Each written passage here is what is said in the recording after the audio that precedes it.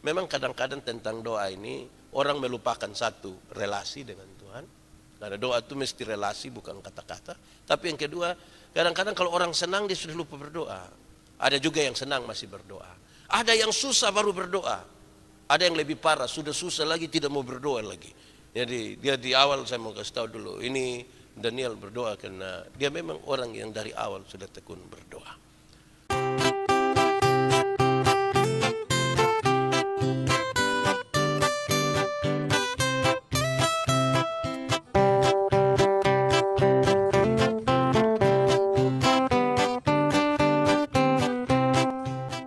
Mari kita berdoa. Ya Tuhan Allah, tibalah saatnya untuk kami belajar dari firman Tuhan. Kami mohon kepadamu Tuhan menolong kami, supaya pesan-pesan dari firman-Mu akan menjadi bagian yang hidup di dalam kehidupan kami. Terima kasih banyak ya Bapak, berkati kami semua yang mau mendengarkan firman-Mu. Karena kami tahu bahwa ketika orang mau mendengar firman-Mu, itu sesungguhnya gerakannya, datangnya dari Tuhan asalnya. Tolonglah kami ya Bapak, jauhkanlah semua penggoda pencobaan. Di dalam nama Yesus Kristus, firman yang hidup itu kami berdoa. Amin. Bapak Ibu Saudara-saudara, di kesempatan saat ini tema kita adalah Daniel tekun berdoa. Daniel tekun berdoa. Pembacaannya terambil dari kitab Daniel pasal 9 ayat 1 sampai ayat yang ke-10. Daniel pasal 9 ayat 1 sampai ayat yang ke-10. Saya jemput kita semua berdiri. Doa Daniel. Pada tahun pertama pemerintahan Darius anak Ahasweros dari keturunan orang Media yang telah menjadi raja atas kerajaan orang Kasdim, pada tahun pertama kerajaannya itu, aku Daniel memperhatikan dalam kumpulan kitab jumlah tahun yang menurut firman Tuhan kepada Nabi Yeremia akan berlaku atas timbunan puing Yerusalem, yakni 70 tahun. Lalu aku mengarahkan mukaku kepada Tuhan Allah untuk berdoa dan bermohon sambil berpuasa dan mengenakan kain kabung serta abu. Maka aku memohon kepada Tuhan Allahku dan mengaku dosaku demikian. Ah Tuhan, Allah yang maha besar dan dahsyat, yang memegang perjanjian dan kasih setia terhadap mereka yang mengasihi Engkau, serta berpegang pada perintah-Mu. Kami telah berbuat dosa dan salah. Kami telah berlaku fasik dan telah memberontak. Kami telah menyimpang dari perintah dan peraturan-Mu. Dan kami tidak taat kepada hamba-hamba-Mu, para nabi yang telah berbicara atas nama-Mu kepada raja-raja kami, kepada pemimpin-pemimpin kami, kepada bapa-bapa kami, dan kepada segenap rakyat negeri. Ya Tuhan, Engkaulah yang benar, tetapi patutlah kami malu seperti pada hari ini. Kami orang-orang Yehuda, penduduk kota Yerusalem, dan segenap orang Israel, mereka yang dekat dan mereka yang jauh, di segala negeri kemana Engkau telah membuang mereka oleh karena mereka berlaku murtad terhadap Engkau. Ya Tuhan Allah kami, ya Tuhan kami, raja-raja kami, pemimpin-pemimpin kami dan bapa-bapa kami patutlah malu, sebab kami telah berbuat dosa terhadap Engkau. Pada Tuhan Allah kami ada kesayangan dan keampunan, walaupun kami telah memberontak terhadap Dia dan tidak mendengarkan suara Tuhan Allah kami yang menyuruh kami hidup menurut hukum yang telah diberikannya kepada kami dengan perantaraan para nabi hamba-hambanya. Demikian firman Tuhan. Berbahagia setiap orang yang mendengar firman, memelihara dan melakukan dalam hidup setiap hari. Silakan duduk semuanya. Bapak Ibu, saudara-saudara yang dikasihi di dalam Tuhan Yesus, Shalom. Di malam hari ini ketika kita belajar dalam semangat tema tentang Daniel tekun berdoa, dan kita membaca teks di dalam kitab Daniel pasal 9 ayat 1 sampai ayat yang ke-10. Saya ingin menyampaikan di awal kenapa Daniel itu berdoa. Kita sama-sama pasti tahu Daniel memang sejak awal adalah orang yang setia berdoa. Dia orang yang setia kepada Tuhan. Bahkan dalam keadaan yang sangat genting sekalipun dia tetap mempertahankan hubungannya dengan Tuhan. Kenapa Daniel dipenjara?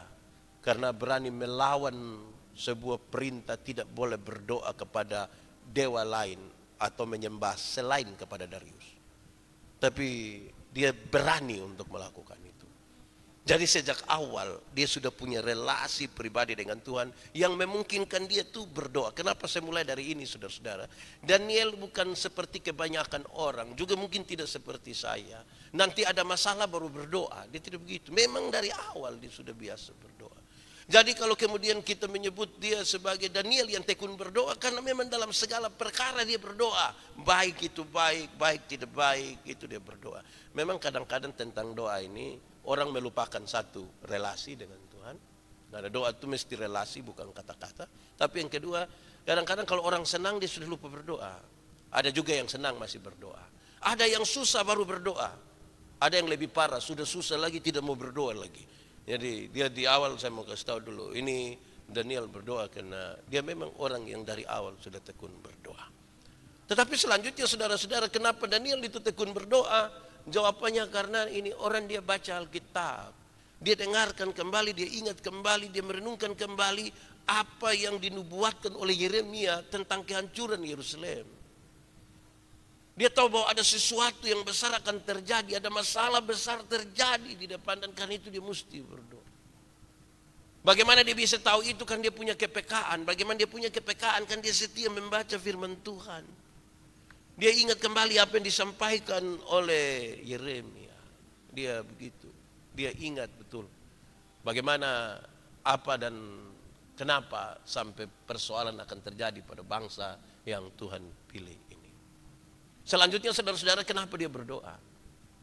Dia berdoa kan dia tahu bahwa dia sementara berhadapan dengan sebuah kekuatan manusia yang besar sekali. Walaupun dia adalah juga seorang pejabat, tapi dia yakin bahwa kekuatan ini terlalu besar, dia tidak mampu untuk berhadapan dengan kekuatan manusia yang besar.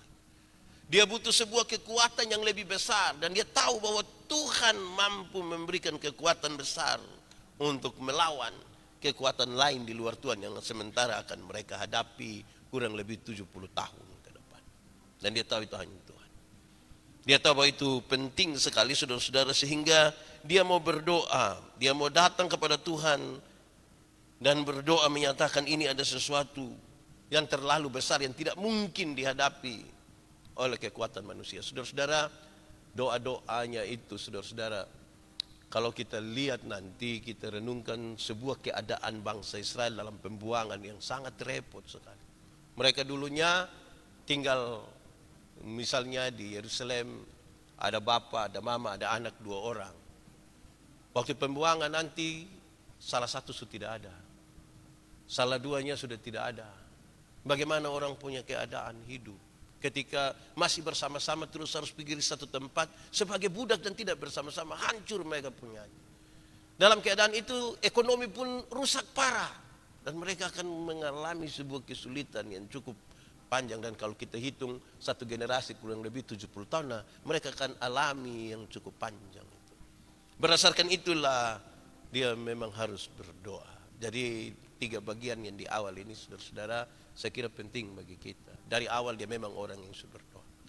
Dia membaca kitab suci. Dia tahu bahwa ada sesuatu akan terjadi bagi bangsa ini. Bukan berkat saja, bukan yang baik-baik saja, yang tidak baik pun akan terjadi.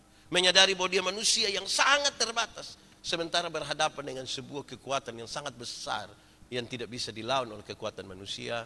Dan berdasarkan itulah dia berdoa kepada Tuhan. Saudara-saudara, lalu kita membaca teks ini, apa sih sebenarnya isi daripada doa Daniel? Paling tidak di 10 ayat yang kita baca.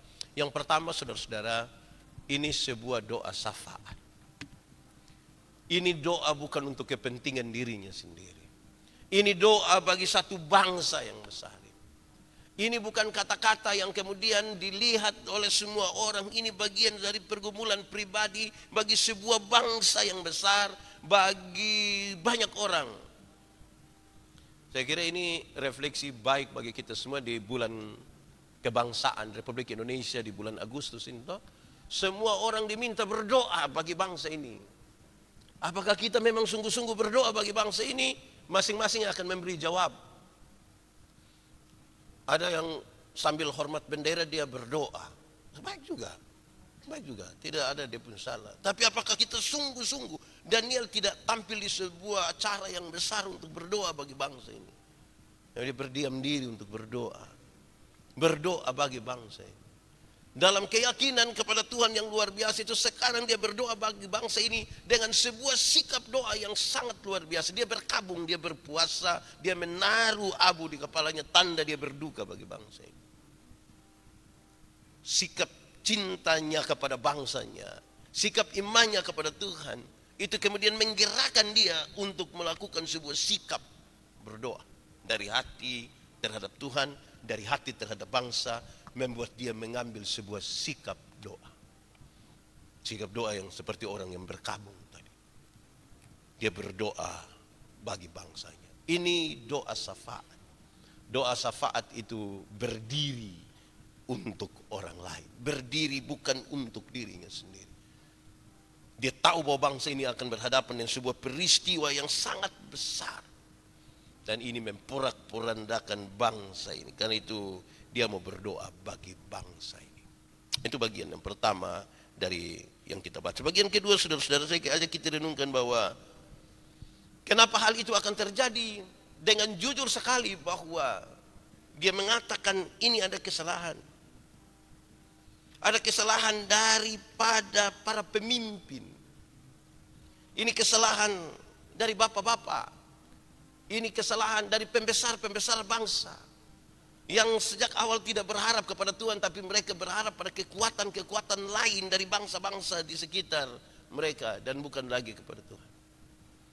Ini sebuah kesalahan besar. Lalu apakah dia berdiri di luar itu? Jawabannya tidak. Dia meyakinkan dirinya bahwa ini pun kesalahan dari dia. Ini kesalahan dari dia juga sebagai seorang pemimpin.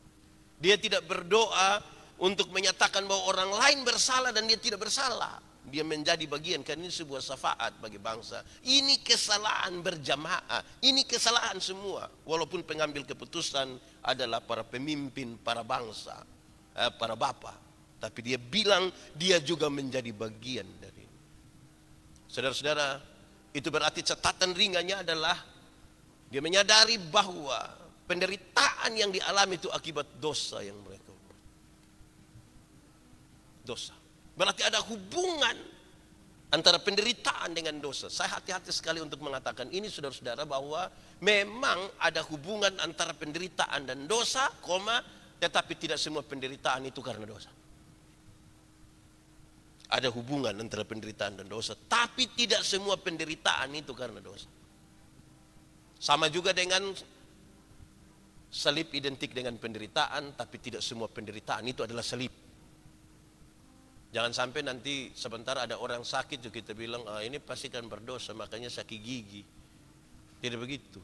Ini memang ada kesalahan daripada pemimpin yang kemudian oleh karena dosa itu mengakibatkan akan masalah besar. Ada relasi di situ, ada hubungan di situ. Tapi saya ingin tegaskan, tidak semua penderitaan itu penyebabnya adalah dosa.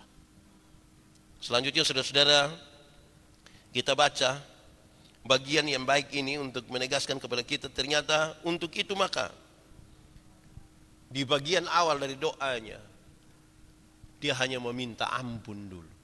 Kan dia tahu ini ada masalah yang terjadi karena dosa. Dan karena itu dia minta yang paling pertama, Tuhan ampuni kami. Kami sudah terlalu berdosa, bahkan kami malu seharusnya berdiri di hadapan Tuhan oleh karena dosa-dosa ini. Kenapa dia harus pakai kata malu? Karena dia melakukan, atau bangsa ini melakukan sebuah kesalahan dalam kesadaran mereka. Sadar melakukan dosa. Kalau engkau sadar melakukan dosa, sekarang sanggup engkau berdiri di hadapan Tuhan yang Maha Kudus. Karena itu di bagian pertama dia tidak meminta apa-apa. Dia ingin mengaku dosa. Kami salah, kami berdosa, dan mestinya kami malu berdiri di hadapan. Cukup sampai di situ? Tidak. Walaupun dia tahu bahwa ini dosa dan dia tidak layak. Bangsa ini tidak layak berdiri di hadapan Tuhan. Tapi dalam tanda petik ada tersisa sebuah keyakinan iman sangat kuat bahwa Tuhan itu pengasih dan penyayang. Panjang sabar dan berlimpah kasih setia. Dan dia tahu bahwa karena Tuhan yang penuh kasih sayang itu, berlimpah kasih setia itu, dia akan mengampuni dosa bangsanya. Dia akan mengampuni dosa dari Daniel. Dia mengampuni dosa dari para pemimpin. Dia mengampuni dosa dari umat semua. Masih ada itu. Sebuah keyakinan iman yang tidak dibuat-buat. Tetapi oleh karena relasinya dengan Tuhan yang sudah terjaga dengan sangat baik. Dia tahu bahwa sampai kapanpun Tuhan itu pengasih dan penyayang. Kalau begitu saudara-saudara, poinnya adalah ketekunan berdoa. Di dalamnya juga mesti isi tentang pengakuan bahwa Tuhan tetap penuh kasih.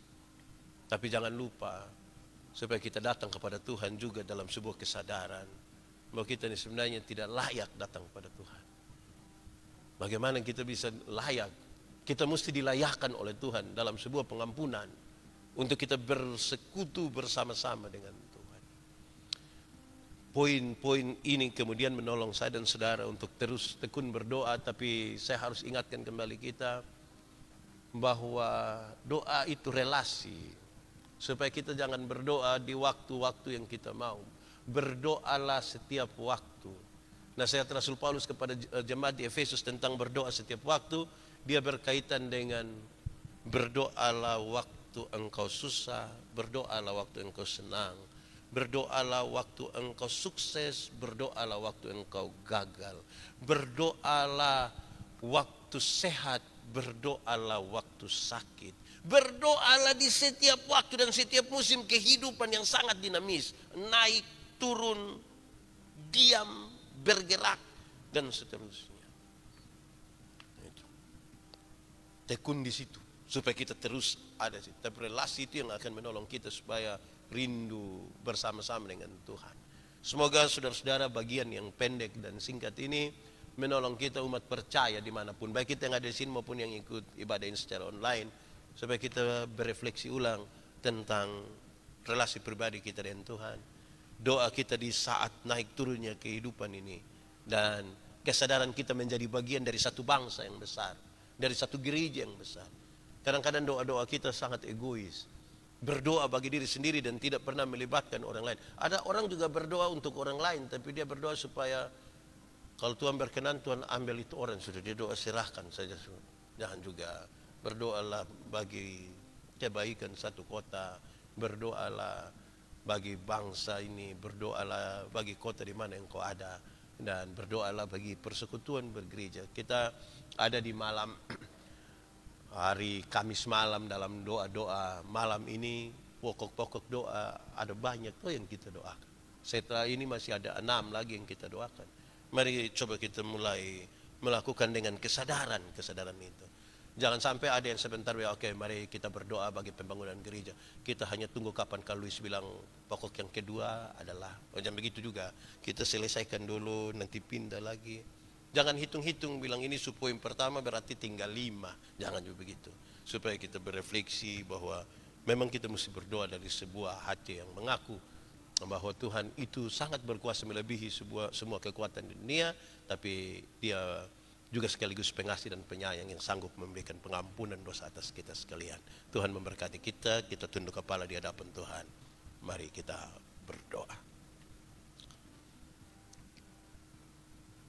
Ya Tuhan Allah, bersyukur kepadamu untuk firman-Mu. Kami belajar sesuatu untuk menyadari relasi dan keintiman kami dengan Tuhan. Bagi sebuah doa syafaat bagi bangsa, dan sebuah pengakuan dosa secara komunal dari bangsa, dari persekutuan di mana kami ada. Tuhan tolong supaya itu akan menjadi bagian yang terus Tuhan ajarkan bagi kami dan kami pakai di dalam kehidupan kami, dalam kehidupan bergereja, kehidupan bermasyarakat, berbangsa dan bernegara. Terpujilah nama Tuhan, di dalam nama Yesus kami berdoa. Amin.